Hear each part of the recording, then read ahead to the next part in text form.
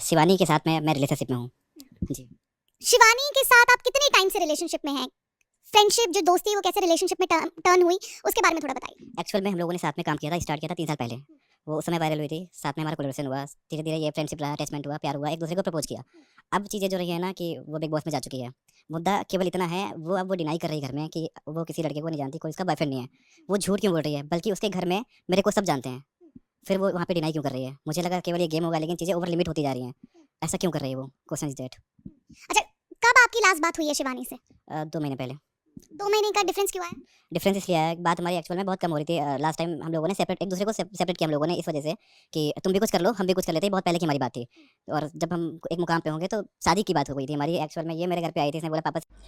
Hello guys, welcome back to my channel. It's vlogging 9 to 5। आज हम बात करेंगे जो बिग बॉस ओटीटी में शिवानी कुमारी है उसके बारे में। हम ये बात करेंगे कि अभी हाल ही में क्या आज ही मैंने उनके बॉयफ्रेंड का एक इंटरव्यू देखा जो उन्होंने एबीपी लाइव चैनल पे दिया है एक दिन पहले। उसमें वो बता रहे हैं कि उनका नाम है अमित मिश्रा। उनका कहना ये है कि वो शिवानी के बॉयफ्रेंड है।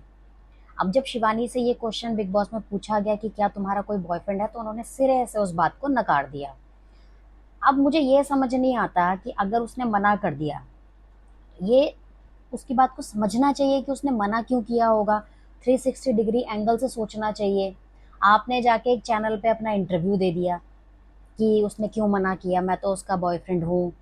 और मतलब उन्होंने ये भी कहा है कि हम सेपरेट हो गए थे, ये आपस में म्यूचुअली डिसाइड करके कि ठीक है हम अपनी अपनी लाइफ में कुछ कर लेते हैं, ठीक है। लेकिन जब आप खुद ही कह रहे हो कि आप सेपरेट हो गए थे, उसके बाद आप किस बात की गारंटी जमा रहे हो भैया कि आप उसके बॉयफ्रेंड हो और उसको शो पे मना नहीं करना चाहिए था। आपका मेन जो दुख मुझे नज़र आ रहा है वो ये है कि उसने मना क्यों किया।